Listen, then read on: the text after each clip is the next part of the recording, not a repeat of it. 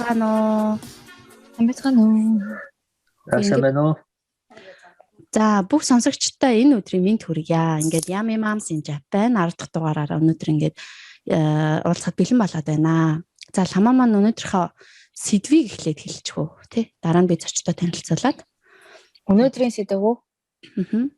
Өнөөдрийн сэдвээ тэгээ ерөнхийдөө бацаал яг нэг тэмдэггүй сэдвээр ярина гэж хэлж. Энэ удаагийн юунда дугаартаа бид хоёр яг ангаахын чиглэлээр зочдоо авшиглээ сонсогчдоо мэдээлэл хүргэхээр шийдсэн. Тэгээд яг үндсэн тийм ярих өнөөдрийн сэдв маань гэх юм бол өргөдөл түүний шалтгаан нэг одоо яг юуны мэрэгжлийн хүнээс нь асууя гэж бодлоо. Тэгээд бас хүмүүсийн яг ам дамжин ярьдаг одоо экспралын үнэхээр 500% юм уугүй юм уу гэдэг талаар эмгтээчүүдийн өвчтний талаар ерөнхийдөө ярих гэж бодож байна.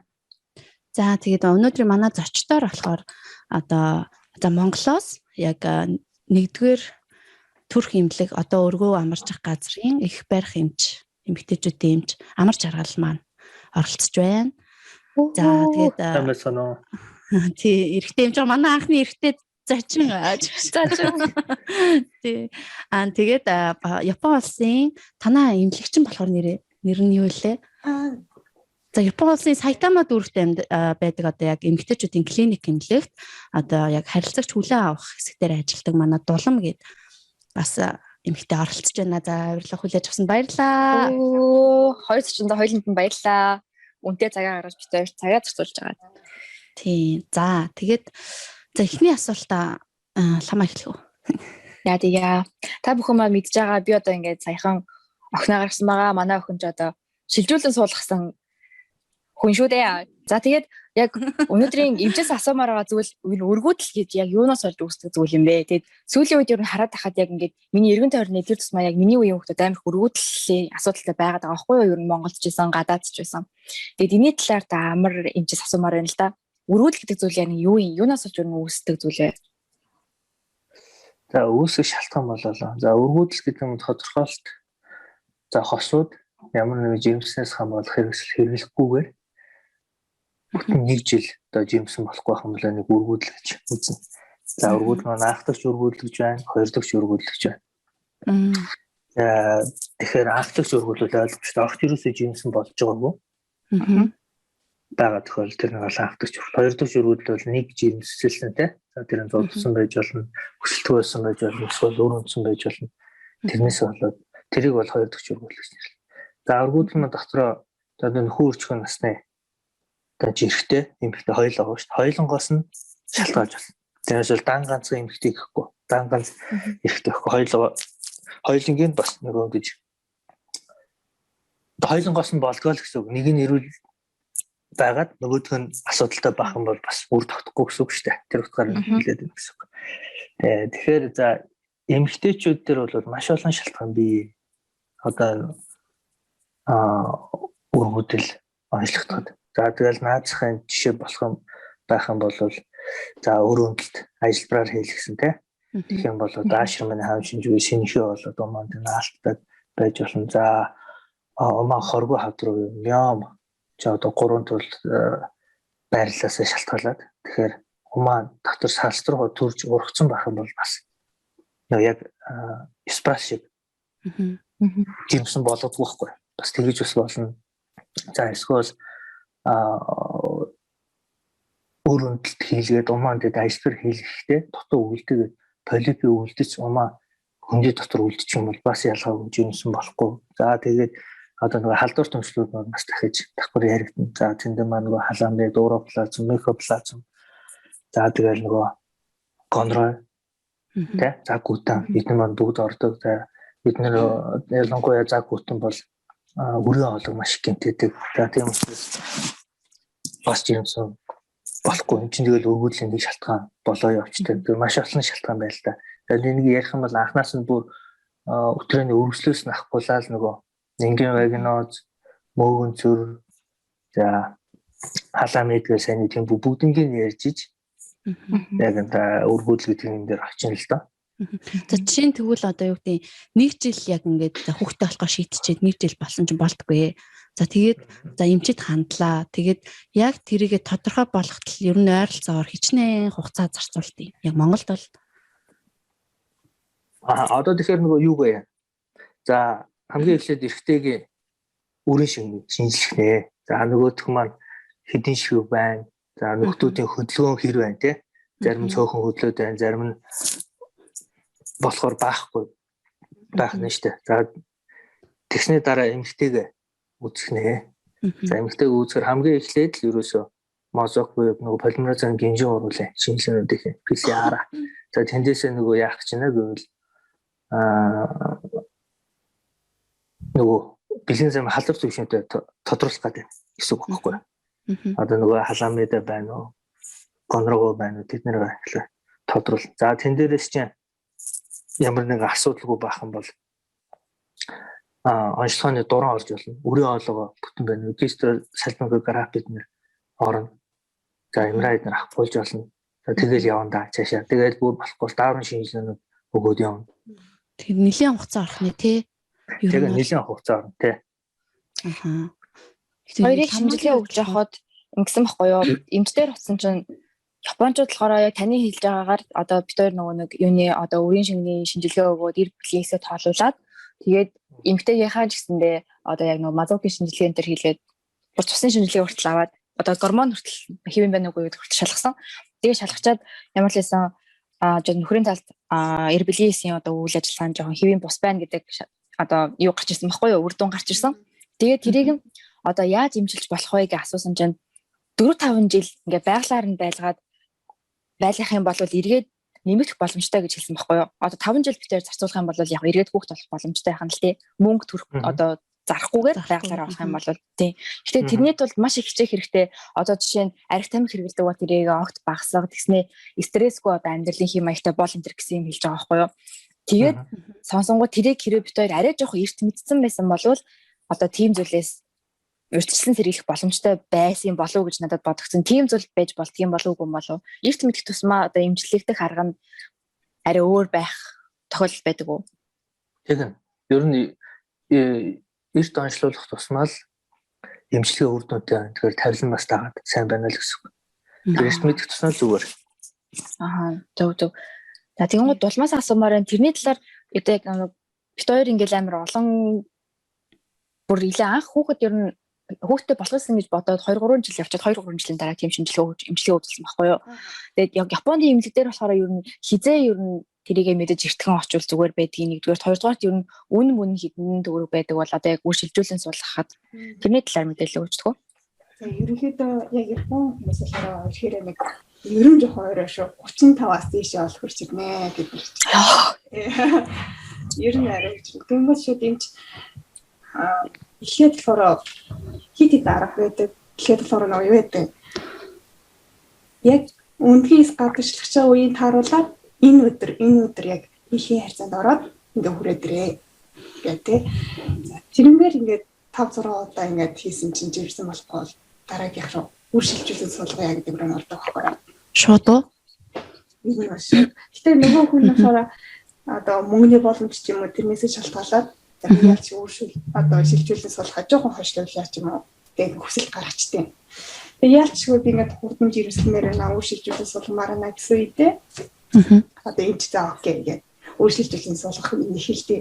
Тэрний өмнө болохоор нөгөө хэлсэн штэ дааврын шинжилгээ хийн дээр нөгөө умаа гурсан хоолой итүүлтэй нөгөө үнэхээр нээлттэй ингээд чөлөөтэй нөгөө эбилээс чөлөөтэй үүсэж очиж байна уу гэдгийг шалгана. Тэгээ тэр нь окей бол одоо окей гэдэг нь болохоор зүгээр бол одоо өндөвчнөс үндгээс бол авч жагаад эр бэлгээстэй нийлүүлж жагаад эргээд гомонд өөрөө шилжүүлдэг байхгүй. Энэ ойролцоогоор нэг удаа 50 ман. Аха, тэр нь болохоор эрүүл мэндийн даатгал хамаарах. Эрүүл мэндийн даатгал орохгүйгээр одоо хоккей үйлчлэхгүй те Японд орохгүй. Ойролцоогоор тэр манай монголоор хэдэн 500 мянган гэсэн үг шүү дээ. 500 мянган ячаад 15 сая. За ойролцоогоор за тэгээд тэрийг бол тэгэл ийм л үгээр шилжүүлэх. Японд өргөдлийн эмчилгээ хийлгэмээр их Молдов 500 мянгаыг бэлтгэсэн байгаа л эмчт очвол зүгээр юм байна те. Амар эмчээ Монголд уушлаа. За. Тэр чинь гол нь нэг удаа тэр чинь бүтдэг бас зүйл биш байхгүй юу? Хит удаа эхний удаа дээрээ тэр чинь үр тогтно гэсэн бол 100% баталгаа өгдөг. Дахиад исааван дахиад умаад хүн дээр нь шилжүүлээ дахиад 50 мянга гарна гэсэн үг байхгүй юу? Тэгэхээр юу гэж хэлэх гэдэг юм гэвэл аль болох эртний хэлж байгаараа хэрэг өнөхөр хөвгтэй болоход босчихвэл бас амар хөшүүн хоноо 40 гарчаад одоо хүртэл 50 хүн хүртэл манай юм шиг тэр явдаг. Тэгээ 50 болчиход нөгөө өндрийс ч өөрөө бас амар нөгөө эмэгтэйчүүд яг тоогоор ирдэг гэсэн судалгаа байдаг тийм. Онцлог хувь тоогоор байдаг. Тэр нь хөшүүр туснаа чанар нь моддаг, тоон моддаг. Тэнгүүд нөгөө ах үндээс нь байхгүй болчихно. Барх үндгээс олтгоо олч. Олтгоо олчихно нөгөө нь эмчилгээнд явуулаад нөгөө үндгээс нь байхгүй болчихсон байдаг. Танаа тэгээд эмнэлэгт яадаг уу? Одоо нэг юм ихэнх нь ер нь бол юу юм? Яг үр суулгалтаараа ер нь бол яг ихэнх нь бүтэмжтэй болж байна. Ер нь яаж анзаарэгдэж байна? Ер нь үр шилжүүлэн сууллаа гэхэд нэг 10 хүний нэг 7 болж ирсэн бол шүү. Үр дүнтэй. Тэгээд бүр айгу холоос зорж хүмүүс бол үйлчлүүлдэг гэдэг байгаа тий. Манай энд ч бас айгу мундаг нэртэй юм чи. Амар манай энд ч зүгээр хүнээ дийлэхгүй. 100-аад хүн үлддэг жижиг юм. Зөв. Амар хэмжээ Монголд яг энэ нэг үр шилжүүлэн суулгах талаар одоо нэгдүгээр төрх дээр ч юм уу яг тийм том улсын эмнэлэгт юу хандах боломж байдгүй.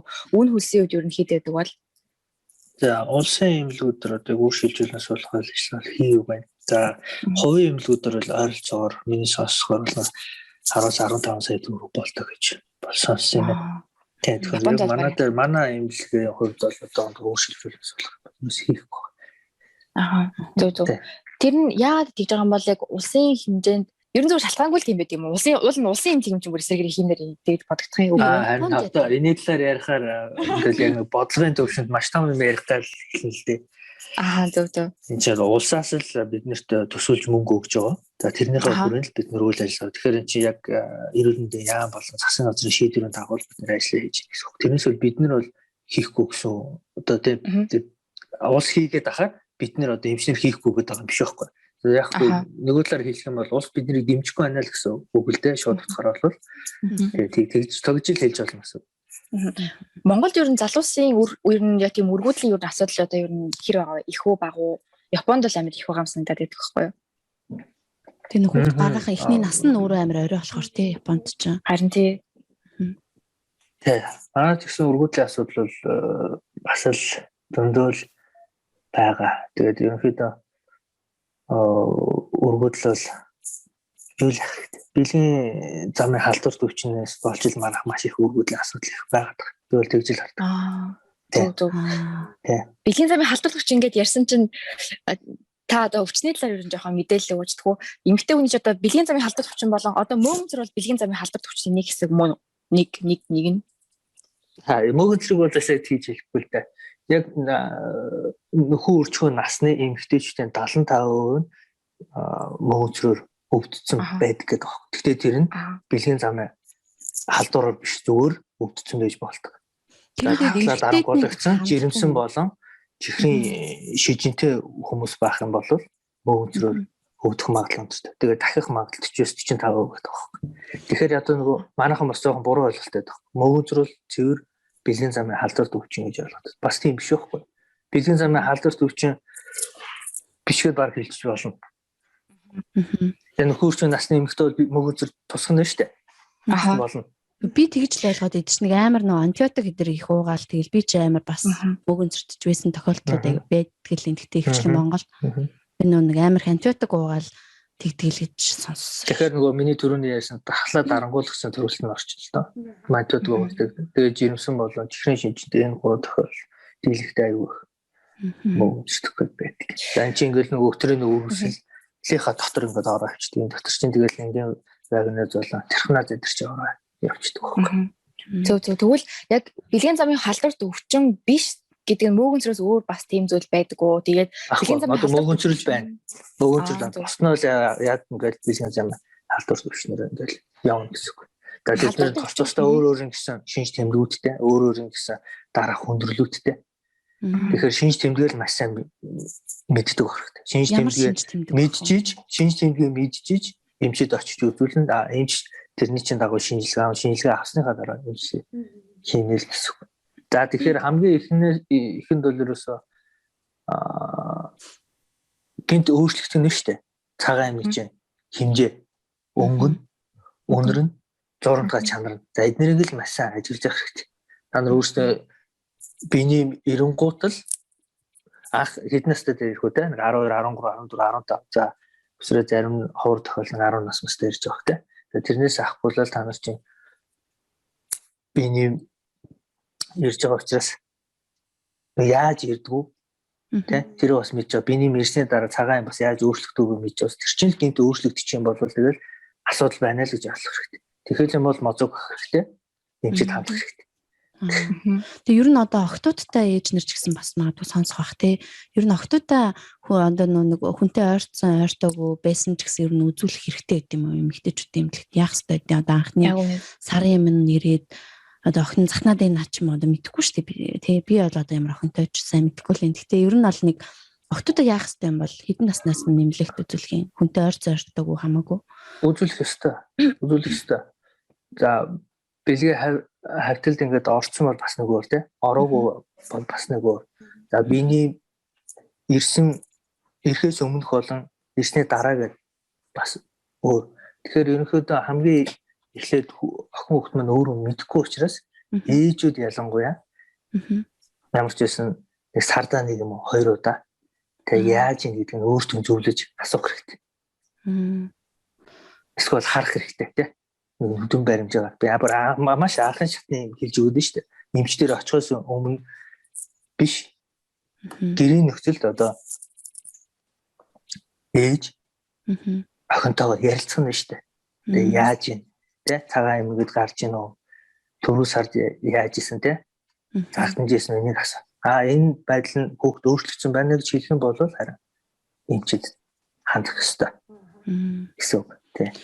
Тэгэхээр ингээд одоо хүмүүс болохоор нэг эмчид л одоо юу гэдэг те сар болгон очиж үзүүлээд ах хэрэгтэй юм шиг бол 2 сар болоод үзүүлэх хэрэгтэй гэсэн би бол зөвлөгөө хэлэхгүй. Эхлээд бол охтуудад бол ээж нар маш сайн ярилцчих хэрэгтэй. Тэн дээр ямар нэг асуудал гарах юм бол эмч рүү дагуулж очно л гэсэн. Зарим эмч нар тэгээд идэг штэ эмэгтэйчүүдийн ер нь эмэгтэй хүн бол эмэгтэйчүүдэд жилдээ үлээ 1 үлээ 2 удаа ер нь үзүүлээд байнгын хяналтанд байж ах ер нь зүгээр гэж хэлээд идэг те. Та ер нь тийм зөвлөгөө бас яг өгөх үү? Омоцны эрүүл мэндийн үзүүлэлт шаардлагатай. Манай эрүүл мэндийн хөтөлбөр багтсан байгаа шүү дээ. Жил болгон омоцны эсийн шинжилгээ өгч явах хэрэгтэй байдаг. Тэр насны үед ямар вэ? Мөнгөний шинжилгээ. Насны үед ямар гэдэг нь шүү. Хэдэн наснаас дээш гэх юм уу одоо заавал жил болгон үзүүлж энтер гэсэн тийм байх уу? Би бол нэг ч удаа өгч байгаа юм бодоодсэн чинь. Өгнө шүү дээ 16-аас 38 үед байгаа лөө. Одоо манай дээр тийм байгаа. Тогтмол жил алга өгч явах хэрэгтэй тий. Умайн хүзүний юу гэсэн бэ? Эсийн шинжилгээ. Үзүүлээгүйгээс үүдэх юу одоо риск яг юу вэ? Шинжилгээнд дөрөвсөл хавдар. Өөрөө тэгээд баг 3 4-р шатнд онцлогддог. Тэгэхээр 1 2 3 дахь шатнд баг шинжилгээ өгдөг гэсэн үг байхгүй? Яа за тэгвэл эмэгтэйчүүд онцлогддог. Өөрийгөө хайрлах хэрэгтэй л бүлийн эрхтэн гэдэг тэр юм байна. Японд доктод болохоор нөгөө гэрээр нь хагаки гэдэг тий. Шуудангийн юурдэг те нэрээ. Тэрэн дээр чи Шикио Ганкеншин гэдэг нөгөө умаа хүзүүний эсийн шинжилгээг очиж хийлгэнэ гэсэн тийм цаас байхгүй юу? Энэ та нар өөрсдөө сайн анзаарч байгаа. Тэр нь болохоор гэрийнхаа ойрхон эмэгтэйчүүдийн эмнэлэгт очиод тэр нэг цаасаа бариад очиход болохоор зүгээр 700 yen-ээр хийгээд өгчтэй. Харин тэрэн дээр нь 40 наснаас дээш хүмүүст ус өсөмэй гэжсэн байхаар нь би надад хамаагүй болов уу гэж хайцсан шүү дээ. Тэрийг угаасаа насанд хүрсэн бол жил болгоо хийх хэрэгтэй юм байна. Тэгээд өөрөөс нэг юмчсэн нэг асуу гэдээсэн. Тэр нэг нөгөө умаа үзүний шинжилгээг хүрэхэд нэг том хүчтэй нөгөө хөхөнцөр вирус гэдэг үсгээд байгаа шүү дээ тийм. Японд болохоор тэр хөхөнцөр вирусээс одоо вакцин тариад байна л да. Залуу хөхөн. Тэр энэ манай Монголд бол яад юм болоо. Тэрний чин талаар орж ирсэн. Тэрний чин талаар орж ирээд тарин вакцины хийлгээ за тэр чинь гаж нөлөөтэй энэ чинь болохгүй гэж эсэргүүцээр байгаад болиулсан шүү дээ. Тэгсэн гэсэн тий. Болиулсан байхгүй. Ерөөсө тарж эхлэнгээд тарийгээд одоо яам засгийн газрын хүүгэнд яригдчихсэн. Тэгээд зарим хүмүүс хэсэг бүлэг хүмүүс эсэргүүцээд тэг байсан. Нэг фэйсбүүкээр нэг хэсэг яваадсэн мөн үү? Тэгэх юм бол хавдрахын тоо амар буурна гээл те. Тийш нэрээ. Тий. Одоо тэрний талаар дахиад яригдал ах шиг байна. Тэгээд мэдэхгүй яах юм бэ? Тэр чинь жинхэнэ л нөгөө бодлогын төвшөнд яригдах асуудал учраас тэр хүмүүс шийдэх баг та. Ямар хэцүүтэй юм бэ? Бодлогыг ойлгодог хүн байсан бол те бас нэг шийдэж мэрх. За тэгвэл нь өөр одоо ингээд эмчээс асах юм. эдгээр охтууд угаасаа бежаар зөндөө юм байна гэхгүй юу?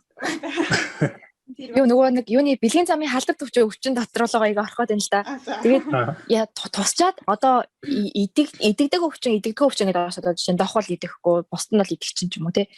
Тэгээд тэр туссан байж байгаад идэгсэн чинь өргөдөлттэй болцсон байвал яах вэ? Тэгэхээр давхар эмчилгээ хийх ёстой гэсэн үг үү? Тэр нь одоо ингээд дахин тэр бэлгийн замын халдвар төвчин сэтрэх тохиолдол байх уу? гэдэг талаар мэдээлж. За эмчилгээг бол эхлээд бол юу яа? Хашаа тогтоох юм шүү дээ. Яг ямар өвчин? Гонокок юм уу? Тэмбүү юм уу? За тэрний хадараа эмчилгээг хийлгэнэ. Эмчилгээг хийх юм төгсөл хийлгэх хэрэгтэй. Төгс хийлгэж дараачийн нөгөө гарах дахихгүй байх дараачийн хөндлөлүүд байгаа гэсэн. За тэмбүүгийн хувьд бол яг нэг тусчих юм бол эсрэг бие үүсчихэд. Тэгэхээр нөгөө дараа шинжилгээ өгөх гэхээр тэмбүү гарч ирээд байдаг. Тэгсэн мөртлөө халдварлахгүй гэсэн мөртлөө эсрэг бие үүсч болох ч байгаа гэдэг. Босноо бол бүгд бол идэх нь. За идэх хэрэгтэй. За гүтэд нь бол идэх. За гүтэн хамгийн гол нь эрт онцлоод эрт сайн эмчлэхгүй бол яг өрөө олог хайгөх гэмтэд хэрэгтэй. Дүү. Эмчтэй яалгаагүй тий. Саяхан өөрөө тэгээ тэрхнаад болон халамжид идэх чинь тэгээ жинсэн байгаа тохиол урагшны шингээс гарах ч юм уу. Эсвэл дотоод өрх тийм нэршлүүдийг бас дагуулдаг. Өөртөө бэлэн замын халдварт өвчнөд чинь. Тэгвэл тэмбүү жимсэн байгаа тохиол илрээд яах юм бол төрлийн тэмбүүтэй хөвт гарах ч юм уу. За манай дээр бол 2 удаа жимсэн байгаа тохиол 2 удаа тэмбүүгийн шинжилгээ аваад хэрэг гарсан бол эмчилгээ хийгээд явж байгаа. Дүүргийн эмчүүд дээр. Жимсэн байж байгаа тэмбүүтэй байж байгаа эмчилгээ хийлгээд хүүхдэд нь янз бүрийн эрсдэл байхгүй байдаг уу? Төрлийн тэмбүүтэй гарахгүй тулд л эмчилгээ хийгээд байгаа байхгүй. Тэгэхээр юм бол хүүхд нь тэмбүүгөө гараад ирэх юм байна тий.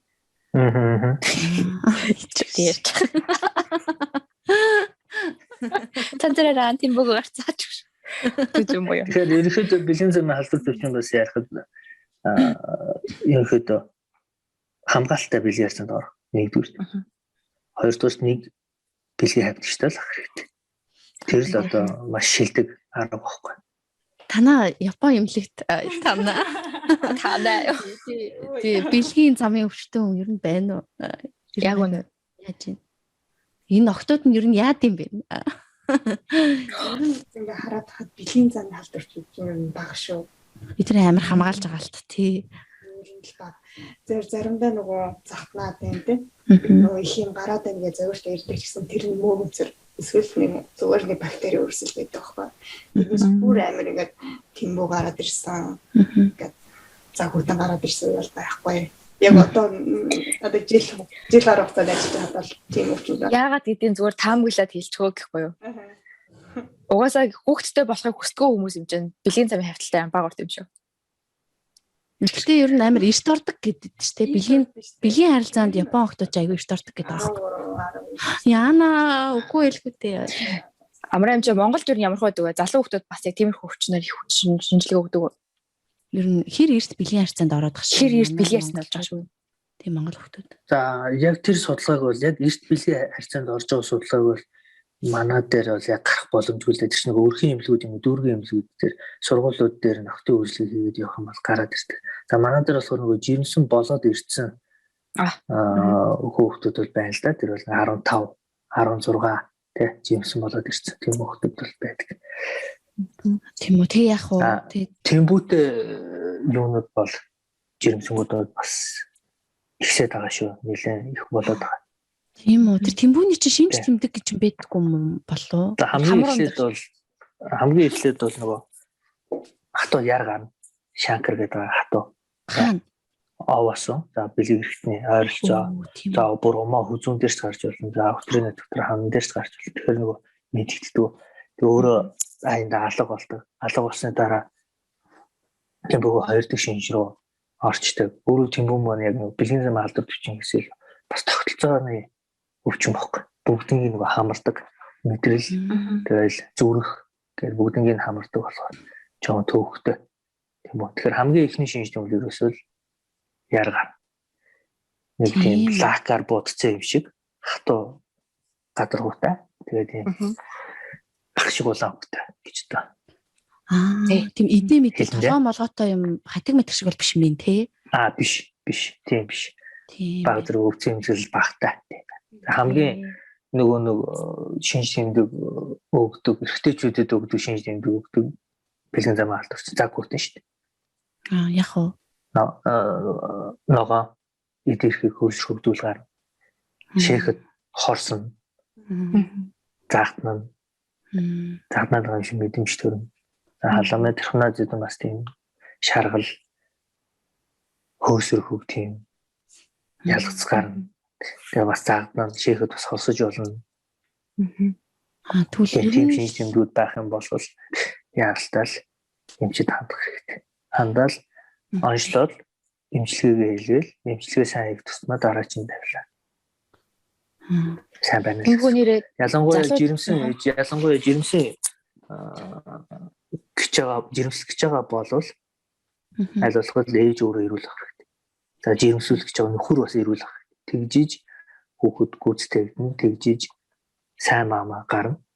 Тэгэхээр ятгана жилийн гэр бүл төлөвлөл маш чухал. Манай дээр бас жоохон гэр бүл төлөвлөл маань жоохон гоцроод байгаа. Тэгэхээр зүгээр нэг тохиолдол билгээс надад жирэмсэлцдэг эсвэл зүгээр явж ирсэн надад жирэмсэлцдэг. Тэгээд ингээ эмчилгээ хийхээр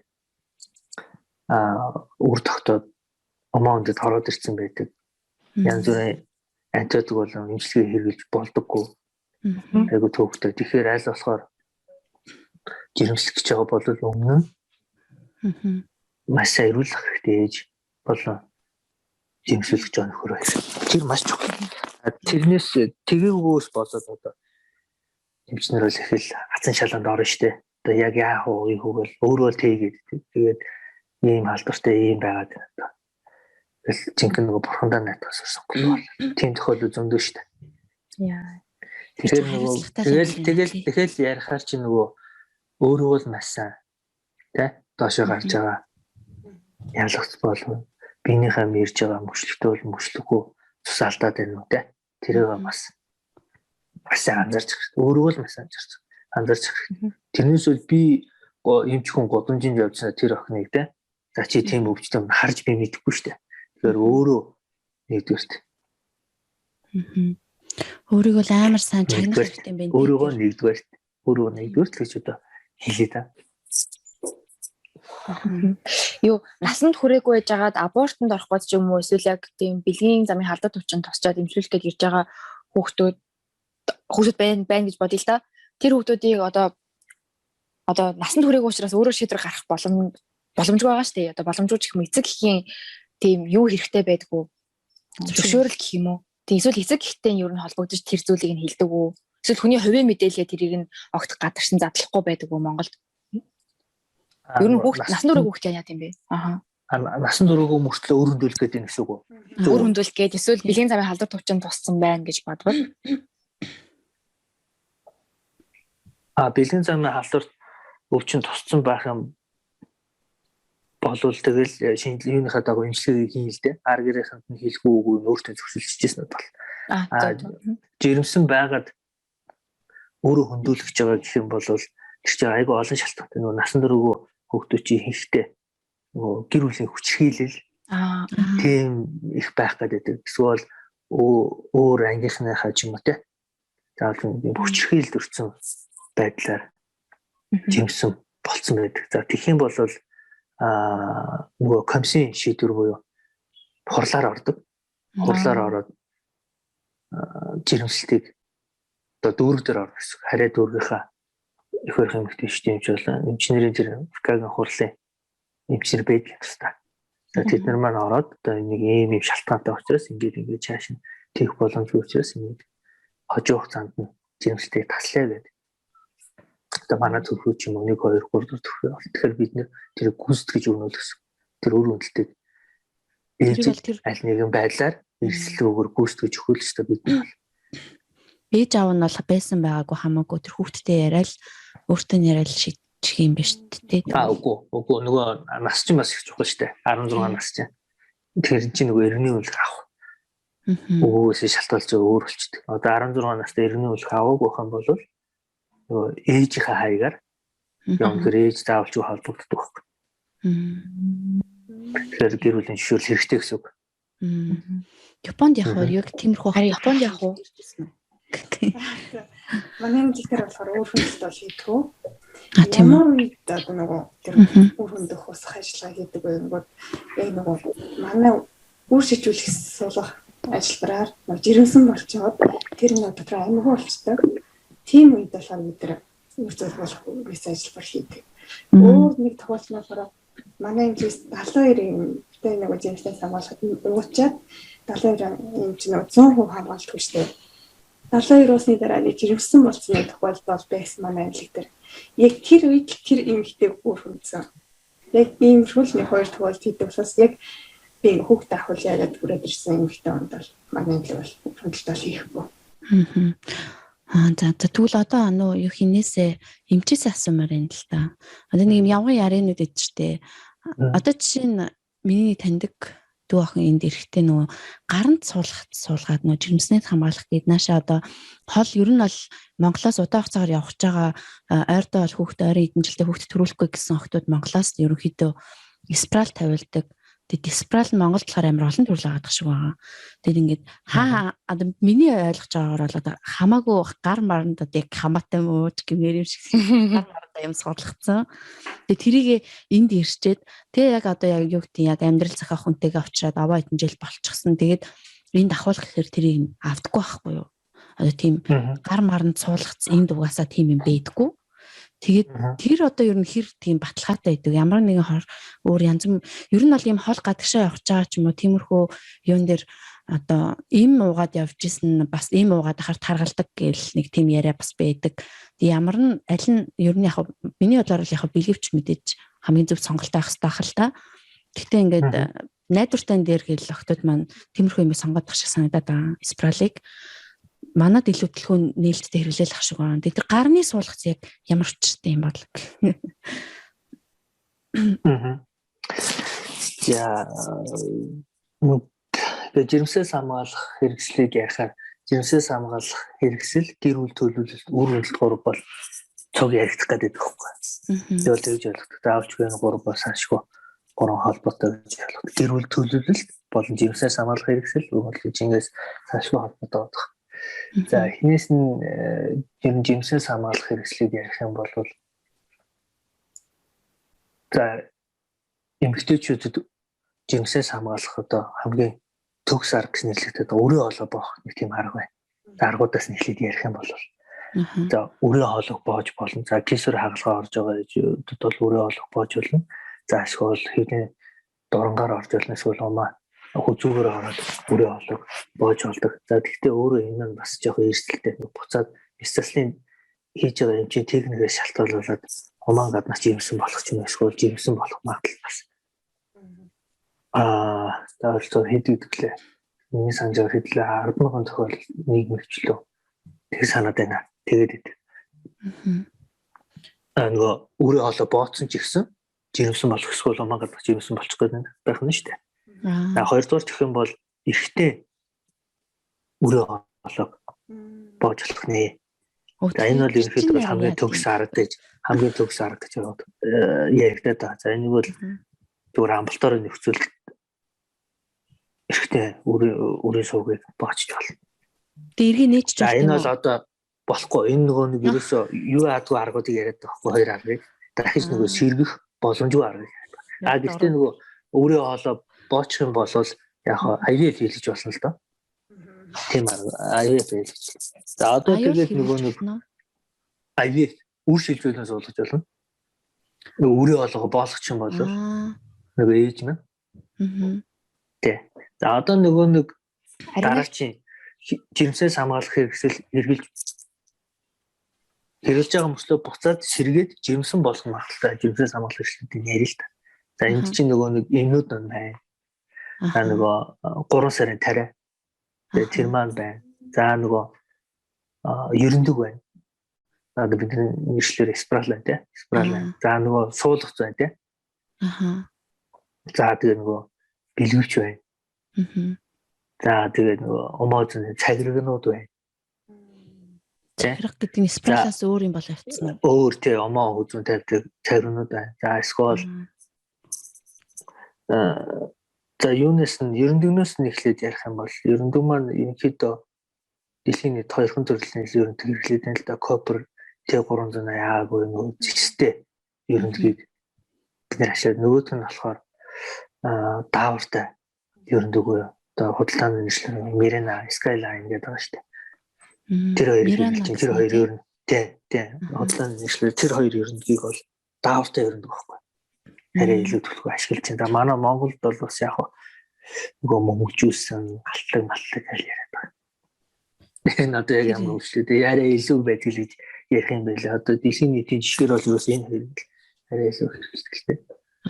За тэгээд эрдэнэс хамгаалах юм маань нөгөө дан болон хавсарсан гэж хоёр төрлөө байна. За жимсэл амгт даавар юмнууд маань ерөөсөө цусанд л өндөр түвшинд ороод хүчнээс ялгарч байгаа салааг л өтөвгүүлээл эсвэл өндгийсийн ялгалтыг дарангуулснараа л жимсэн болохгүй. За жимсэн самуулах юмуд маань бүгд өөрөө гаж нөлөөнөдтэй. Бүшлэгтэй болон мөшлөггүй тий цус гардаг. За зарим тохиолдолд одоо тэр 3 сарын тавиад дөпөөрөд нэр тариусны нөгөө тариулаад болсны дараа жин ингэдэг ч юм уу те. Тийм агталтай. Тэгээд бүгд өөр ингэсэн тийм юутай л та. Цул талуудтай болон давуу талуудтай. Тэгэхээр өөртөө л тохируулж хэрэглэнэ гэсэн. Эсвэл өөрөө аль нь тохирох мэдэхгүй бол эмчээсээ маш зөвлөгөө аваад тэгээд алийг хийх үү хэр удаа хугацаар явах юм те. Эсвэл жил юм уу 2 жилийн дараа жимсэн болох гэж бол би алийг хэрэглэх үү те. За зарим нөгөө 21 ширхтээ те 28 ширхтээ нэг дан болоо хавсарсан юмуудыг уухаар зарим ээжүүд хотод өвдөдөд гэдэг те. Эсвэл нэг цаг тогтмол цагтаа ууж чаддгүй. Эсвэл нөгөө ийм нэг ингэж баян тогтмол ууж чаддгүй хүмүүс байдаг шүү дээ. Тэр бахан бол бас өөр аргыг сонгож болно. За тэр суулгацын хувьд бол ерөнхийдөө дандаа мөчлөхгүйгээр хэмжээтэй тусгах гэдэг гоё юм. Гаж нөлөө хэмжээтэй тусгах. Тэрнийг яг стресс өөрчлөлт эсрэг юмудаар болон хавсарсан даавар юмудаар бас тэр тусаа тогтоож болно л доо. Суулгаж байна. За тэгээд спирал бол бас хугацаатай. Тэрнээсээ илүү хугацаагаар явах бол шигдэх аюултай. За эсвэл спирал өөрөө та ерөндөг маань доошоо унах. Бас эрсдэлтэй буруу яг нөгөө ёроол руугаа тулгуур сайн тавиаг бол эсвэл хэмжээтэй цус гараад явж исэн ихний 1-2 сартаа нөгөө уснаа өөрсдөө мэддэггүй. Спирал байгаад энэ би тавиулсан л гэдэг яхад харахаар спирал нь байдаггүй. Унсан өгөөж өөрөө мэддэггүй.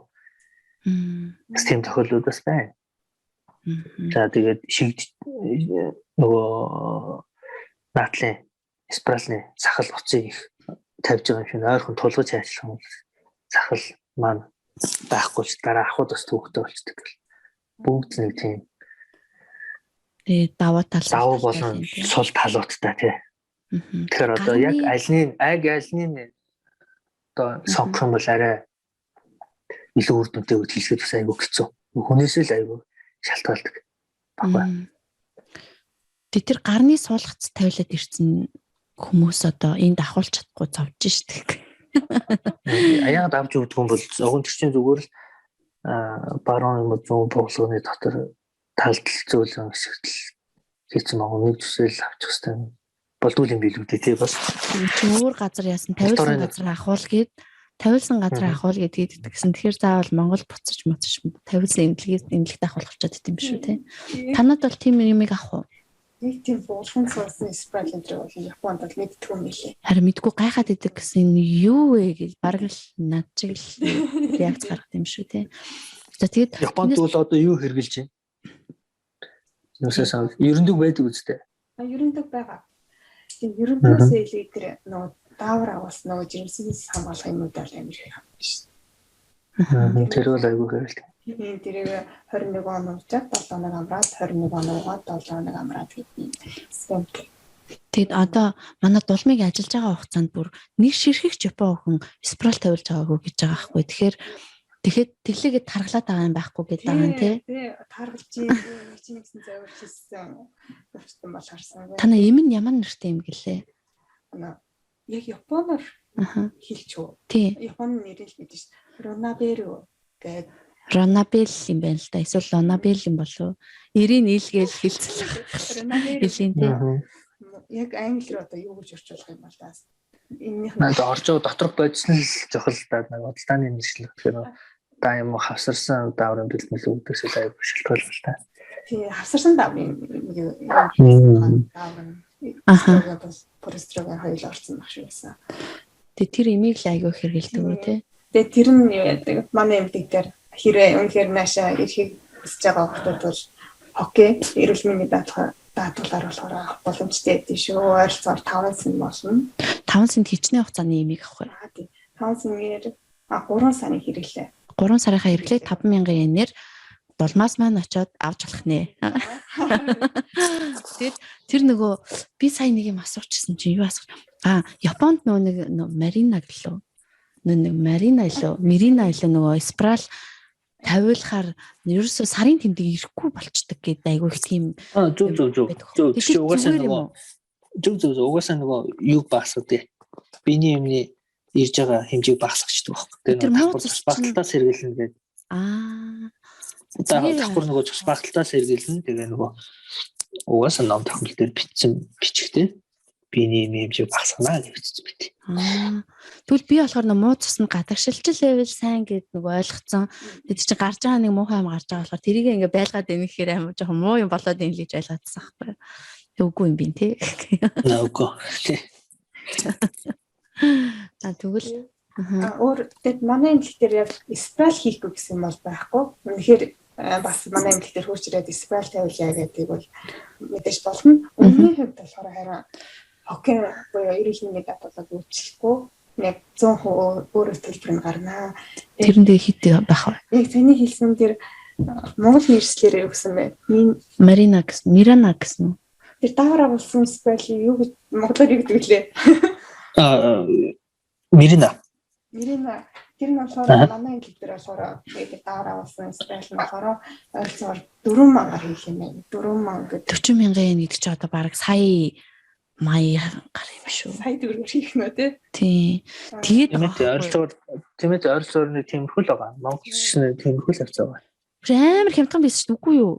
Би чинь би 5,000 төгрөөр тавилжсэн анх спрал тавиулах та. Одоо бүр тийм жиштэй тийм жишмэстэй л спрал авах л та. Тийм юм болоо.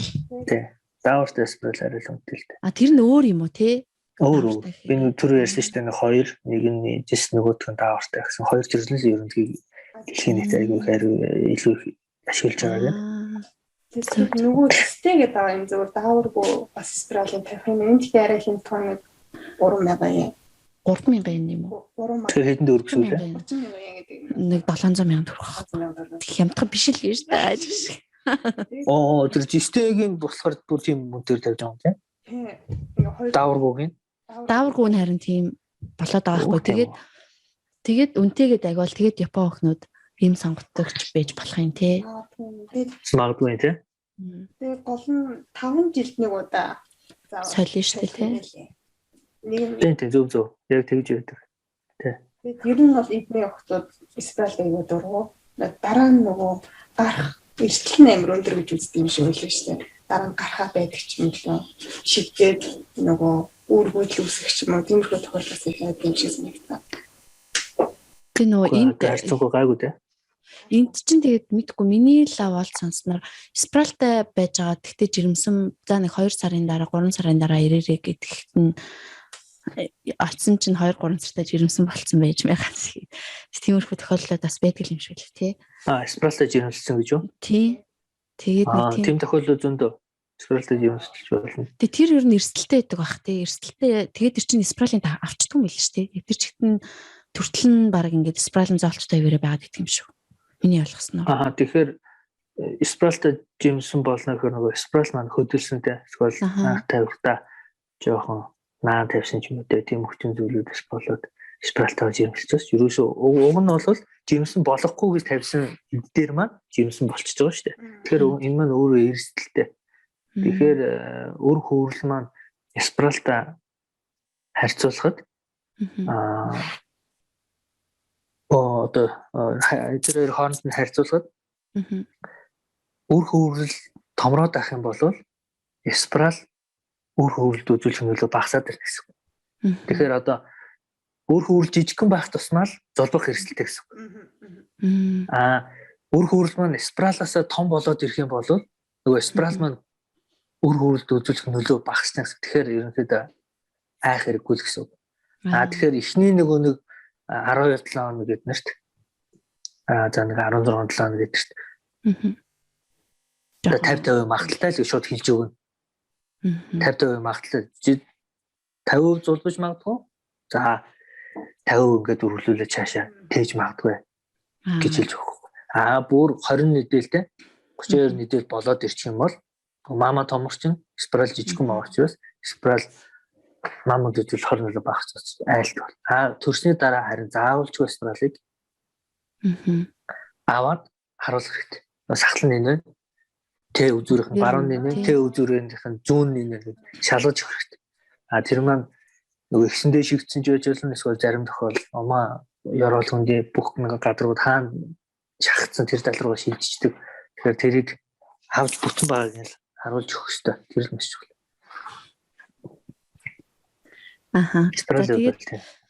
За тэгвэл ер нь бол яг уу яг Япон улсад байгаа охтуудад миний хувьас бол бас зөвлөхөд эмийг манад улмаас ирж хямдхан аваарай гэх. Тэгээд 72 цагийн эм гээд байгаа шүү дээ. Тэрийг ер нь тэрний хор нөлөө гэж ер нь байдгүй. Одоо байнга хэрэглэх ч юм уу. За жил 2 удаа л хэрэглэх хэрэгтэй гэсэн тийм зөвлөмжтэй. Одоо тэр маань ойрхон байх уу? Ойрхон байх хэсэг нь хамаагүй 2 удаа л хэрэглэжүүл болох юм уу тий? Үгүй одоо ерөөдөө юу л яах гэсэн. 6 сарын зайтай байна л гэсэн. Нэг хэрэглэжээ 6 сарын дараа дахиад нэг жилдээ 2 удаа хэрэглэж болно л гэсэн. Тэр чинь одоо ерөөсөө шууд хүчээр л нэг өндгөө хийсэн ялгаралтай юм аа даран болчих жоох. Тэгэхээр аль болох хэрэглэхгүй байсан дээр тэрнээс үүдээд нүүр тэр чинь бүр заалт бас бүр байдаг шүү дээ. Нөгөө бидний хүчирхийлэлд өртсөн тохиолдол юм те. Хүсээгүй тийм байгаа тохиолдолд хэрэглэж болно гэсэн үний чинь заавраар өгөх хэрэгтэй байхгүй. Тэгэхээр чинь шууд очиад аваад дуучиж болтгүй байхгүй. Тэрний хор уршиг нь яг тэрнээс болж өргөдөл үүсгэх гэсэн юм бол бас харьцангуй хайлт. Ер нь бол нэг сайн юм бол биш л юм байна тий. Тий. Сайн бол. Тэгэхээр л нөгөө миний яриад байгаа тэр гэр бүл төлөвлөлт болон тэгэл энэ 70 цаамаас хойшилчих юм бол тэгэл өсөөсөө өрөөндөлт гэдэг хэлбэрлөө ингээл орж явах учраас энэ гурав бол яа харахгүй сашвал бата. Тэгэхээр сайн л төлөвлөл хэрэгтэй. Хизээ төрөх чинь яах гэж мэдээ төлөвлөд ямар арга хэрэгслээ яаж сонгох гэдэг өөртөө тааруулж сонгоно. Яг бүгднийг зарим хүмүүс бүгднийг туршаад үтчихдэг. Бүгднийг туршиж үтчихсэн юмчид хандахгүй бүгднийг туршиж энэ надад таардаг энийг байгуугаад явуулдаг хүмүүс байдаг. Тэгээд тэгжсэнээс уг нь бол юмчтэйгээ маш сайн зөвлөд энийг хэрэглүүл нэг юм гэх юм гэдэг маш сайн ялцах хэрэгтэй. За. Тэрнээс бол ингээд аман таамгаар одоо ийм уугаад байх тий. Болдгийм байлаа тий. Зөвхөн спрал тавиулаад ахаар болдгийм байлаа гэдэг ингээд бас байх болохгүй л тий. Манай дулмын хувьд одоо энэ Японд нөгөө 72 цагийн имийг ер нь ихэр авч ийн манай японочууд шиг. Энд чинь бол шууд бас имийн санд очиод би 72 юм авъя гэдэг авдаг бол юм биш шүү дээ тий. Тийм үү. Мэдгүй би одоо хэрүүлж үзээгүй. Тэг яа дээ. Заавал эмчтэй үзүүлж эмчээс авдаг юм. Тэгээд Японд ер нь бол ирнээр өдөр нэг өдөр тэгнэ. авдаг. Тийм үү. Тэр яаж өгөх вэ? Тэр шууд авъя гэж авчт юм таны эмчгээс. Тэгээд аваад асамж авдаг л таа нэг эмчин сууж аваад. Хамгийн сүүл би эмчийг зээрсэн байна. Гэж эхлэв шүү дээ. Яг 72 цагийн дотор ууж амжиж гинэ гэдгийг бас тооцоо гаргаж ирдэг. Тэрээс яг 3 өдрийн өмнө дэлхийн хайрцанд орчоод өнөөдөр ууя гэж илэрч юм шүүгчийг болчихсон. Тэр мөрөөс хоолой тэгээд гарах хэрэгслүүд нэ гэж хэлж өгдөг. Жишээлбэл 72 цагийг имийг уулаач гэсэн 100% нөгөө жимстэй хамгаалсан солиод болж байгаа гэж хэлж байгаа. Тэгээд имийг ууснаар нөгөө биений зогсох одоо нэг хэсэг байхгүй болох өөр үүдэг лээ. Эсвэл хэмжээний хэсэг ч юм уу тиймэрхүү гаш нөлөөнөд бол гарч ирэх шүү гэдэг. Тэгээд тэрэн дээр нэг өвчтөн за зүгээрээ өөрөө хүлэн зөвшөөрөөд би оноо гэсэн үед 72 цаг юм байна. Тэгээд яг манай эмчийн болохоор 2 юм өгдөг. Нэг нь болохоор 12 цагийн зайтай 2 удаа удаг. За. Тавар агуулсан юм байдаг. Тэр нь манай эмчүүдээс арай жоохон хямдхан. Тэр 2 удаа удна. За аргагүй байдалд орсон хүмүүс маань дуламтай минь холбогдорой гэж суугаад гасан. Тэгээд бас үнийн төчтэй 5500 гэдэг. За. Тэр нь монголоор 120-од мянган төгрөг тий. 5500 янаар. Тэгээд яаж авдیں۔ Заавал эмчтэй бас очиж үзүүлчихэл, уулзчаал. Тий, уулзсныхаа дараа саяны ирслүүдийг юмч өөрөө ямар хэлдэг байхгүй. Тэрийн сонсоод тэгээд имээ авах юм байна тий. Хэлж байна уу. Тэгээд дараа нь имээ тийм гэдэг нь жимсэн болчих юм эсвэл гомаа гадарч жимсэн болсон үед хариуцлага хүлээхгүй. Хариуцлага бүрхээ гэсэн тийм гар үсэг зурулж аваад гар үсэг гэжтэй тэрийг бүгд ярилцж байгаа. Нөгөө өвчтөн окей зүгээрээ гэсэн үг нь болохоор юм бол өгдөг. Тэгээд арай сүүлийн болохоор арай нэг сайжруулсан 72 цагийн манай эмчил дээр хурж ирээд байгаа. За. Арай жоохон өдөрт нэг л удаа гот юм илээ. Тэгээд нөгөө гарах нөгөө гаш нөлөөнөө дотор мөн толгойр гэдэг гаш нөлөөнүүд нь арай бага. Тэгээд үний хувьд арай үнэтэй болчдөг. Хэд байх вэ? Нэгсэн гэдэг чинь 250 мянга. 270-80 мянга болно л доо. За тэгэхээр бэлгэвчээл ер нь тэгэл аваад сайн явж ямаар л юм байна дөө. Ер нь бол тийм байна тий. Тэгээд би юу яамаар санагдлаа. Одоо төрхөн зуртаа эмчээс асуумаар байна. Одоо ер нь яагаад эмэгтэйчүүдийн эмч гэдэг мэргэжлийг сонгосон бэ? Шал өөр юм асуугаа. Ер нь амар хэцүү байдгүй гэж. Тийм мэдгүй би одоо зөвхөн энд нэг дандаа юм хөгшин өвөө эмчнэр байдаг. Тэгэл ер нь тэгэл Монголд ийсэн ч дандаа ихэвчлэн эрэгтэй эмчнэр байдаг. Тэгээ энэ эрэгтэй эмчнэрээс та залхдаг байхдаа л гэж зөвхөн ер нь боддог байхгүй. Тэгээд яг эмч хүний хувьд яг юу боддог вэ гэх. Яа, их барих эмэгтэйчүүдийг ер нь манай ажиллаж байгаа хэцүүлтэй жаа. Залхдаг л байна. Тэгээд хоёр манай хүлээ авахар тэ хоёр хөлөөрөө зүгээр мааматаага орж ирчээд гарахтаа. Маама байхгүй тэ. Эсвэл маамаа гараад өөрөө байхгүй. Эсвэл хоёулаа байхгүй. За хоёулаа гарлаа гэхэд умаа байхгүй ч юм уу тэ. Тийм байдалтай гарах болдог. Маш их эрсдэл өндөртэй өөрөө. Тэгэхээр ард ирүүд маань бас ойлгохгүй те. Зүгээр хоёр хөлөөрөө орсон. Гарч ирэхдээ нэг нь байхгүй болчлоо те. Эсвэл аль нэг ирэхтээ авахгүйлаад гараад ирлээ. Тэр яг энэ юу гэж хэлэх гээд байна вэ? Манай өөрөө маш их эрсдэлтэй. Эрсдэл дагуулж идэг бүх ажилтнууд маань бүх юмнууд матгтаа дандаа нөгөө цус алдaltaй маш их холбоотой.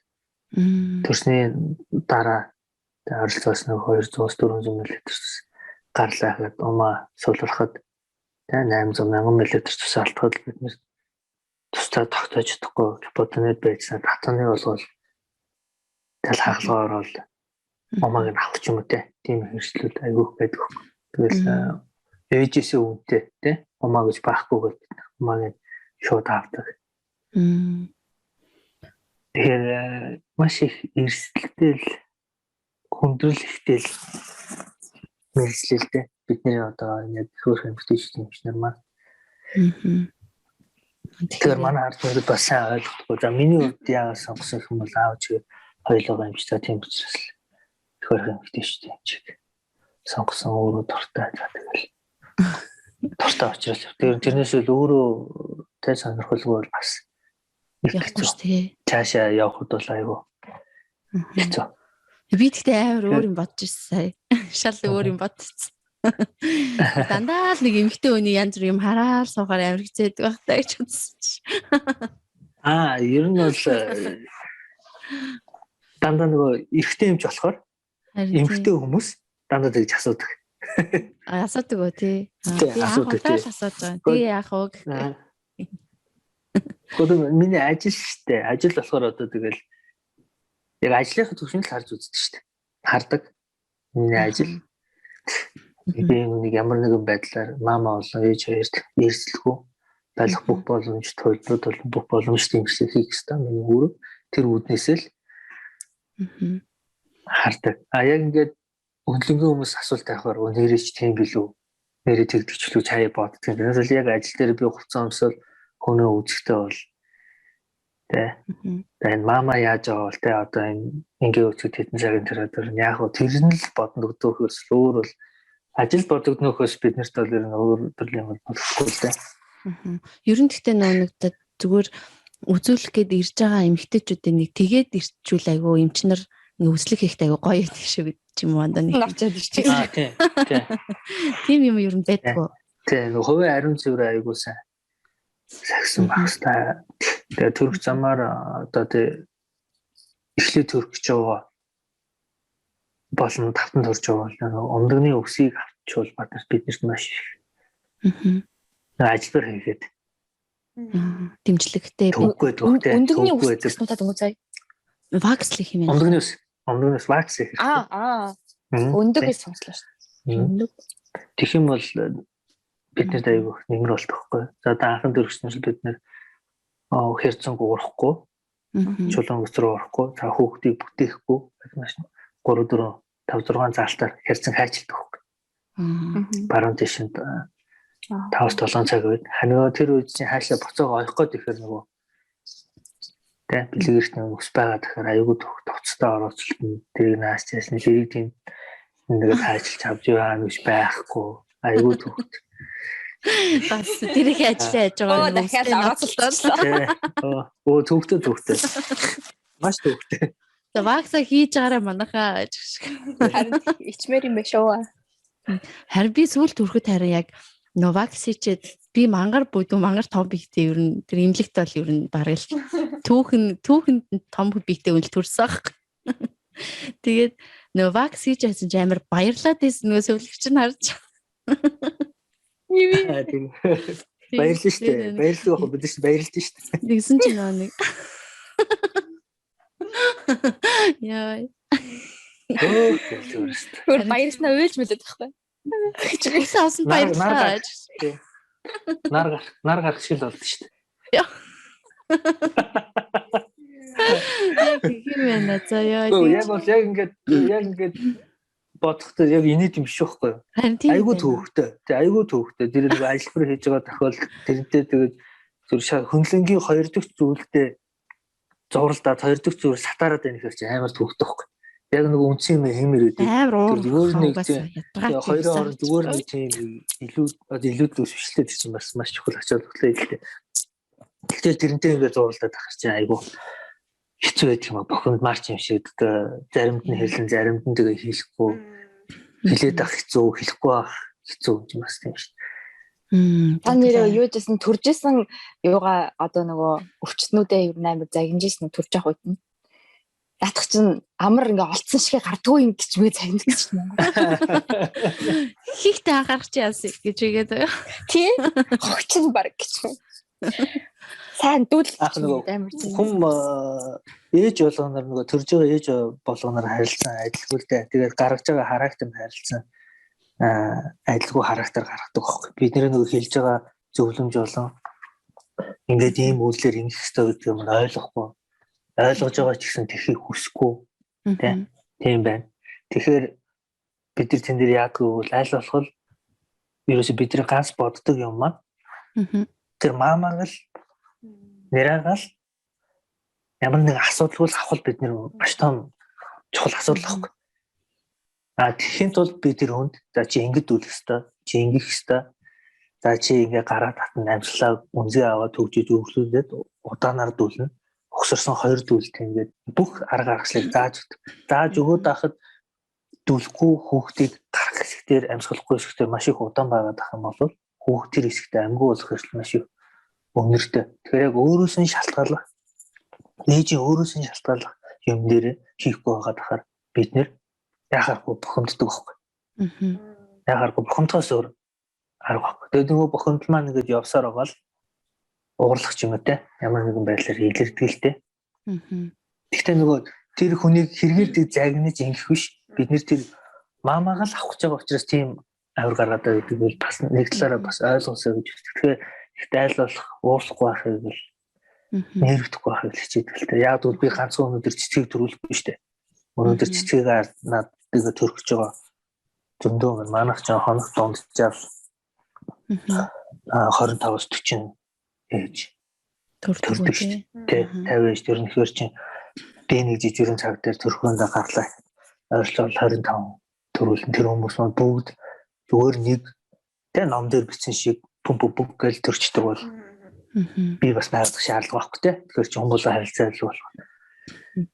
Жон бүгдтэй. Тэгэхээр өөрөөсөө анхныхаа бас хичээлд маш сайн суух. Тэгээ бас би төрөх гэж байгаа, би жирэмсэн, би хүүхдээ гаргах гэж байгаа гэдэг сэтгэл зүйн бэлтгэл маш чухал. Тэгэхгүй нөгөө өөрөө төрөх замаараа төрөх бүрэн боломжтой байхад би төрөхгүй, би кесар хагалгаа ормоор байна гэдэг бидний өгөнд ордохгүй. Гэхдээ чи ингээд төрөх замаараа төрж болно. Одоо чи яг одоо ингээд дүүлээд ингэх юм бол хүүхд чинь гарах гэдэг. Үгүй би одоо ихгүй. Тэ энэ ч рүү хөлөөрөө жийдэг ч юм уу те. Эсвэл орон дээрээсээ босох гэж үздэг. Бид нөгөө шаардлагатай бүх тусан зүйлсээ үзүүлж идэв. Тэгэхээр нөгөө өвчтөнд нөгөө ээжийнхаа зан характерыг ингээд өөрөө бас сэтгэл зүгөө бэлдээгөөс олоод хин хохирдгүйгээр маама явах гэдэг. Маама асуудалтай. Маама ингэх гэдэг. Маама аймаг болох гэдэг. Тэгэхээр чинь яг нөгөө тэр нөхцөлт чинь бид нарт нөгөө уурлаж та тий шаардаж тавьдаг. Доо өндөрсөх юм тий. Тийм байдлаар л одоо ээжгаа өдөртнөл та өөр одоо сонголт байхгүй. Тэрээс үл нөгөө ээж нь тэгж хилээд байгаагаар миний үзмжээр аргэр үзмжээр кисэр хаалгаа ордог байхгүй. Заалт хэрэгтэй. Хайрцангуй болон туйлын заалт бэж заалт гарч ирсэйснээ дараа тэр хаалгаа орох хэвээр. Тэрээс үлдээ ёо ээж би кисэр ормоор тэгвэл кисэр орчихъя гэд ингээд ах юм бол нөгөө төрөлтийн үзүүлэлт маань бас доош явна. Тэгэхээр ерөнхийдөө төрөх ээж бол төрөх замаа л төрөх ёстой. Үнэхээр асуудал үүсэх юм бол бид нэр заалт гараад ирэх юм. Кисэр хаалгаа. Одоо тэгэхээр би ингэж бодож байна л да. Энд нөгөө хэлийг мэдэхгүй өөр улсад одоо нэг октод агих төрж байгаа шүү дээ эмэгтэйчүүд маань. Тэгэхээр нөгөө эмчээ юун тэгж өвддөж ядчих. За Монголдоо л ингээд эмч загнаад хэлээд байна. За дүүлгээд намайг ингээд байна гэд ойлгох шүү дээ. Энд чинь болохоор ингээд Япон эмч юу гэдэг байгааг нь ойлгохгүй. Одоо зүгээр яг хувийнхаа хувьд хэлийг ойлгохдогч зүгээр нэг юм эмч хүний хувьд яг ийм имийг бол ингээд бэлтдээрээ ингэж байд юм шүү. Ингүүл илүү төрөхөд амархан байдیں۔ Гэдэг нэг тийм зөвлөхөө өгвөл яавал одоо эхлээд яг сэтгэлээ бэлтгэх юм байна те. Яг өөрөөр төрөх гэж байгаа ээжүүд тийм зөвлөгөө өгөөч гэвэл ямар зөв. За хамгийн ихний зөвлөгөө сэтгэл зүгөө маш сайн бэлтгэх хэрэгтэй те. Өөрөө төрөх замаар төрөх гэж байгаа те. Болвол би төрөх замаар доош төрнө гэсэн сэтгэл зүгөө маш сайн бэлтгэх. За төрөх замаараа өөрөө доош төрөй гэж бодож байгаа болвол хоёрдугаарт ургийнхаа жингэл маш сайн хэрэгтэй. Ээж өөр том байх тусмаа хүүхдийн жин том байх тусмаа Төрөхөд хэцүү шүү дээ. төрөхөд хэцүү болно. Нөгөө толгойн тавилт буруу тавигдах ч юм уу эсвэл толгойн тойр хэд том байснаас арцын хөндөөр багтахгүй байх. Эрсдэл за багтаад гарлаа ч гэсэн өөрөө маш их хүчийг гаргана. Маш удаан хүүхдийн толгой доошлно. Хүүхдийн умаа ёроолоос базалчиж хүүхдийн толгой доошлно. Тэгэхээр тэр явц удаашрна. Удаашрах тусмаа удаан бах өвдөх тусмаа л өөрөө чи тамирдна гэсэн. Тэгэхээр хүүхдийн жингэл басаа ахах гэж би хэлмээр. Тэгэхээр аль болох 6 өдрөөр хоолоо иддгээр идэл. 6 цагаас шаалал хөнгө төрлөө. Хоол жимс ч юм уу те. Нарийн байгаа төрлийн мэдих. 32 оноос хойш бол бидний уухгүй байх ч гэх юм те. Тиймэрхүү юм хүүхдийн ургийн жингэл байсан. Манай дээр болохоор ургийн жин стандарт том байдаг учраас аюул түүхтэй. Тэгэхээр бид нэр ургийн жингээ маш сайн барьж ийл гэж. Хэлдэг. Жинг томруулахгүй байх хэрэгтэй л гэсэн үг л дээ. За тэгээд нөгөө дүлэх техник амьсгал яаж хөрөлж авах вэ? Тэр л их чухал. Хурдудаан дүлэх. За тэгээд бусдын бид нэр ерхийдэн тэр өвчтөнд орж ирсэн тохиолдолд үнэлэл. За хоёрын юм байна, тийм байна. За тэдэн цагийн дараа те ажиллах уу? Тэдэн цагийн дараа бацлахгүй төвчнээс сулрал юм байна. Гаднаас нь авсан өршөлийн зүйл төрүүлэх алхмууд бидний шийднэ. Яг бол та нар бол шийдэх нөгөө боломжгүй яагаад гэвэл өвчтөн учраас. Тэгээд тэр болгоныг нэг бүрчлэн бас танаас тайлбарлаад авах бас. Тэгээд цаг зав боломж бол тайлбарлаач гэсэн бас зарим хүмүүс ойлгодоггүй. Тэгээд тайлбарлахын тулд тэр үнд чинь нөгөө доороо 100 жилийн ангаахын нийтлэг тайлбарлах юм те. Эхнээс нь авч ярих юм те. Тийм их юм байдаг. Ээжтэй өөртөө жингэл масан. Хүүхдийнхаа жингэл масан барьж. За тэгээ яг нь өөр ээжүүдийнх нь өөрсдийнх нь хавсарсан янз бүрийн юмгууд байна л да. Чихрийн шижим ичинтэй байх юм бол ягаад ч ургийн чим бариад байгаа. Бариад ахталж нэмэгдээд идэх байхгүй. Яг хөвчтэй бол бас хэцүү юм байна тий. Тий. Эрүүл яг өөрөө химийн тээж байгаа эрүүл гэж үнсэн бол тэгж жингээ бол барьж байна. Хавсарсан янз бүрийн мастерлын орлоонд хөнгө хэлбэр мэлбэртэй тийм байх юм бол арай харьцан өөр болол явчихна л да. За. Тэгвэл энд чинь болохоор ерөөсөө тийм витамин У гэж бол ерөөсөө зөвлөдгөл юм билээ. Тэгээд хоолороо витамин А гэд. Тэгээд яалтчгүй нөгөө яг үндэсний ялгаа байгаа. Одоо жишээ нь яг японочууд чиг тэгж ногоо ол идэж чадахгүй байх ч юм уу. Тэнгүүд нөө төмөрөнд дутагдаад төмрийн бэлтгэлэл би өстой яг нэмэлтээр уугаад тэр нь бол төрж исэн. Тэгтэл тэд нэг хүүхд бол нэг томроогүй шүү. Тэгтээ өөрөө таргалаад идэг. Хэцүүтэй. Өдөр болго эдсэн юм а бичиж харуулдаг. Бүр амар тийм байсан. Тэгэхээр жин дээрээс амар сайн анхаардаг юм байлээ. Тэгэхээр тийм өөрийнх нь жин дээр гарч ийн үү? Ургийн жин дээр нь сайн анхаарч байна. Ургийн жин дээр ч анхаарна. Тэгэд миний жин дээр л амар анхаарч шүү. Надад л утгийсэн. Би чинь тэгэл мэдгүйдээс 20 тусам улам нэмээд тэгэл цаанаас хүүхдэн томрохгүй өөрөө таргалаад идэг нэг амар сонин төрлийн юм билээ.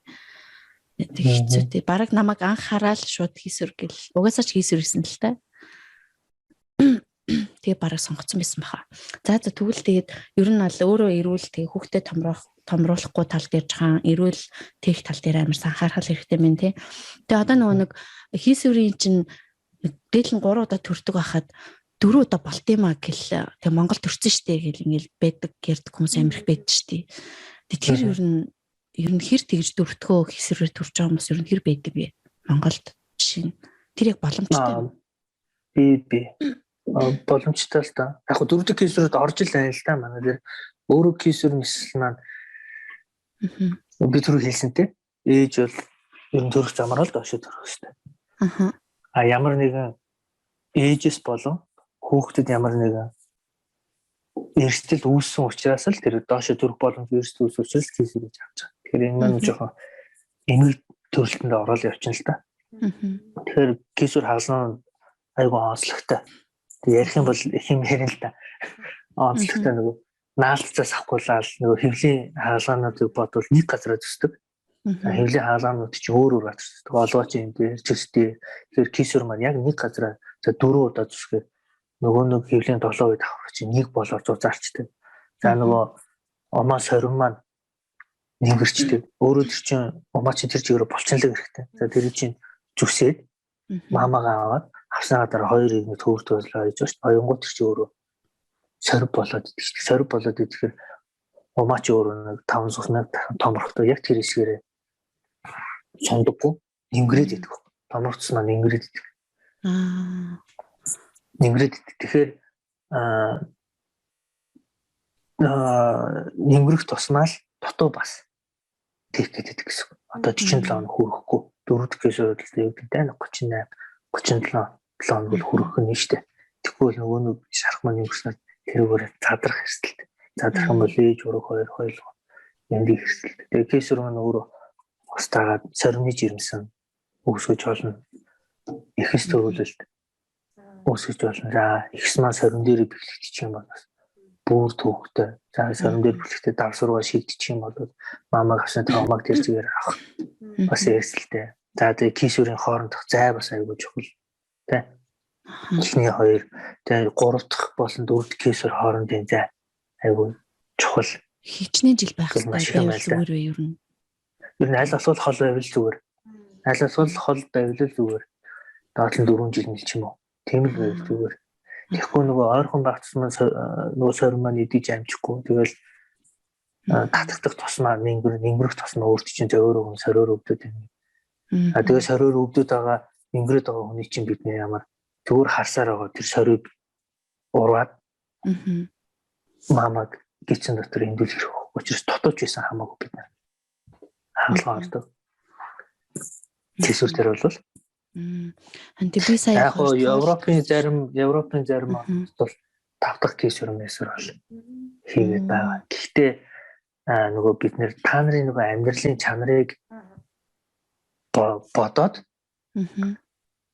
одоо юу гэх те за 4 удаа асуудалгүй кейсэр орчлоо шүү дээ. За 5 дахь удаа дээрээ бүр их төрүүлэлт болдог ч юм уу те. Эсвэл дараа нь сорив авахд сорив өглөөд буцаагаад авахд давсмаа дэшээ татагдчих тусаар давс гэмтэх ч юм уу.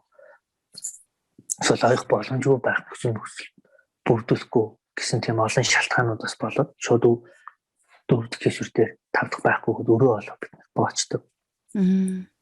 Дахиж эвлүүлэх бол тэгээд 5 дахь орлоо гэхэд те сулрах ч юм уу ямар нэгэн байдлаар умаг тэр чигээр авуул явах. Умаг тэр чигээр нь авцгаар чинь дахиж ирсэн болохгүй те бэлгээр сонирхоод ямар нэгэн тааламжгүй байна те тэр чигээр мухар болчихно. Тэгээд баян даавраа юм уу гадах шаардлага гарна. За жинхэнэ нөгөө нэг эрт хөгшрөн тэгээд за характерын жинхэнэ өөрчлөлтүүд ингээл ороод ирсэн. Тэгэхээр аль болох та нарын нөгөө умаа гэдэг ихний чам авч үлдэхэд бид нэр одоо байгаа нөхцлөөс 5 10 15 жилийн дараа нөхцөлийг чинь хараад байгаа учраас бид нэр одоо чи хэрэггүй одоо чи болоо ингээд зогсож байгаа өрөө болоо ч юм болоо чи 5 дахьтаа орох юм бол умаа гэж авчих юм бол чи 5 10 жилдээ тий 60 70 наслахтаа ингээд тогтмол юм уу ингээд маш хурдан өгсөн чиний ингээд эмгтэй байх тий тийм асуудал чи маш эвгүйгээр хөндөгдөх гээд байна. Тийм учраас чи тэрийг ойлгож бас бид нэг ингээд байна. Зарим хүмүүсийг ойлгон зарим хүмүүсээ ойлгохгүй. Харин сая би 2 дахь яг 10 жилийн зайтай 2 дахь хийсрээр төрсэн байхгүй энд. Тэгээ манай эмч бүр надаас гуйгаад одоо чи ингээл болоо. Чи ингээ 2 хүүтэй болчлаа шүү дээ. Тэгээ надаас бүр гуйгаад. Тэгэхээр би болохоор харин миний ойлгосноор тийм яг л тийм наалтцсан ингээд нэмгэрсэн бараг амар хэцүү байдалтай нэлээд удсан байхгүй хаалгана. Тэгэхээр жоохон эрсдэлтэй болоод тэгж хэлээдсэн юм байна л та тий. Тий нөгөө кейсэр чи нөгөө хийж байгаа хэмжийнхаа техникээс нэгдүгээр шалтгаалдаг. Хоёрдугаар нөгөө өөрөө өвчтөн ээжийнхаа нөгөө биеийн онцлогоос бас айгүй шалтгаалдаг. Умаа сорин маань яаж нийлэх үү те. Эсвэл дасг маань яаж дэшегээ татагдах нь эсвэл яг ойсоор тийгээр байх нь үү хэлэхэд айгүй хэцүү. Гэж одоо тэгээд хоёр дахь кейсэр энэ асуудалгүй хоёр дахь кейсэр чинь зүгээр гэж ерөөсөө хэлж болдоггүй. Хоёр дахь кейсэр, дөрөв дэх кейсэр хоёр яг ижлэхэн байх ч тохиолдол байдаг. Тэгэхээр яг нөгөө эмчийнхаа хагалгаа орсон эмчийнхаа үгийг л маш сайн сонсох хэрэгтэй. Тэр эмч маань бас маш сайн тайлбарлаж өгсөн байх ёстой. би хаглаж ингээ орж яваад орж явахад ийм байсан. Тэгээ за чи үнэхээр 3 дахь төрөж очивол дараа 3 дахь хагалгаар орох гэж байгаа ээжтэй миний хэлсэн үгийг хэлээрэй ч гэдэг юм уу те. Энэ бол эмч хүн заавал ч үгээр нөгөө хаалгааг өөрөө өдөртөж хийсэн учраас. Тэгээ над дээр дараа орохгүй гэж болно шүү дээ. Өөр эмчтэр орж болно шүү дээ. Тэгэхээр тэрийг амарсан. Хэлж өгөх хэрэгтэй эмч бол. Тийм. Надтай тэгж уулзаад нөхрийн маань бас дуудаж бүр тэгэхээр хаалгаа нилээ төвөгтэй л болсон байна л да. Тэгэхээр тэгж хэлсэн байна. Тийм. Битгий гэж баг гойгаад. Тийм. Тэгэхээр нөгөө их төвөгтэй байсан учраас л за 3 дахь нь орох юм бол нэг юм байна. Бид нар л өөрсдөө төвөгшөхгүй байхгүй юу? Бид нар л ингээл яаж ийдснээр л мэгчтэй хаалгыг багаараа ингээл аваад гол нөгөө бид нар айлал хөвчнөө боддог учраас өөрөө чамаг ирчүүдэл гэж тэгж хэлж байгаа болохоос бидний хийгэндээ ядарна гэж тэгж бид нар хийж хэлдэг байна. Дараачих нь эрсдлийг аль хэдийн харж агаад нөө тооцож харж байгаа учраас тэр л маш чухал. Эрсдлийг тооцно л гэдэг чинь тооцож та нарт хийж өгнө гэдэг чинь бидний өөр байхгүй. За одоо би өөрийнхөө хувьд манай нөгөө хамаа маань хүүхэд нь айгу жоохон нөгөө 2 сар гартай тэгээд жоохон хүүхэд мөхтэй асуудлаас болоод гарчих шиг боллоо. Тэгэхээр нөгөө миний хувьд бол сүүлийн асуулт болж байна л да. Одоо ингэдэж штэ би ингээ Монголд төрж исэн. Ер нь одоо ингээд эндээс яваад шууд одоо өөрийнхөө харьяалалаар эмнэлэгтээ төрөй гэхээр заавал таньдаг эмчгүй бол одоо нэг хүн шиг төрүүлчихдэггүй юм шиг. Ер нь яг тийм одоо нэг тийм юм тогтцоод байна штэ. Заавал нэг таньдаг хүнтэй л байхгүй бол болохгүй. Гэ тэрэн дээр ер нь яг эмч хүнийхээ хувьас ер нь юу гэж боддог. Зүгээр л одоо хин нэг нь ээлжээрээ ажиллаа хийгээл хүн болгон мэдээж хэрэг өөрөө хариуцлагынхаа дагуу өөргийнхаа дагуу ажиллаа явж явах заавал тэр хүн биш өөр амарч байгаа нэг таньдаг эмчигээ заавал дуудаж авчраал төрөхгүй л энэ тэр манайхан нэг тийм тал байдаг шүү дээ. Яг би өөрөөс Монгол төрж байхдаа тэгж төрчихсөн л тоо. Тэгтээ тэггүй бол болохгүй юм шиг л юм би чинь тухайд бас жоохон л ийсэн. Тэгэл хилээл яваа тэрийг ангил дамжуулаад бусдаа яваал идэг шүү дээ. Өө таньдаг хөнгө болстой бүтэхгүй гэл. Яг тиймэрхүү яриа ярьдаг хүмүүс дээр ер нь яг энэ эмч хүнийхээ хувьд одоо яг тэрэн дээр юу ч хэлмээр байдаг вэ? Нэг тийм хэлмээр санагддаг юм бас байдаг л ах гэж бодод байна л да. Бас их танилынхаа хүмүүсийг төрөхөд их ядардаг л байлгүй дээ. Яа тэн дээр одоо хэлэхэд ялгаагүй л бүгдэнд нь яг нэг л ижлэхэн тэгшил үйлчилж байгаа. Бид нар бол уус үйлчлэгч ёстой. Тэрнээс л одоо энэ миний таньдаг хүн энэ юу вэ? За энд илүү нэг нэг тариа хийчээ. Арай илүү нэг юм хийчээ гэсэн юм бол тийм бол байхгүй. Яг тэр чинь стор дээр ингээд бичигдээд ингээд явах юм бол ялгаагүй л тэр Монгол улсын иргэн миний үйлчлүүлэгч би тэр үний юмч учраас тэр стор маань хуулийн бичгээр болж цаашаа явдаг учраас бүгд нэгэн тэгшил ижлэхэн л байна гэж би ойлгодог. Тэрнээс бол одоо энэ миний хамаа төвшөр арай илүү зэрэгтэй цуг байгаад илүү цаг зарцуулаад ч юм уу тийм бол байдаг. Бүгд би бол миний хувьд бүгдэнд нь л ижлэх шиг л хайцдаг. Тэгэхээр хүмүүс зарим нөгөө өвчтөн болон эмчнэрээ доогоонаас л өөрсдөөс нь шалтгаалх баг.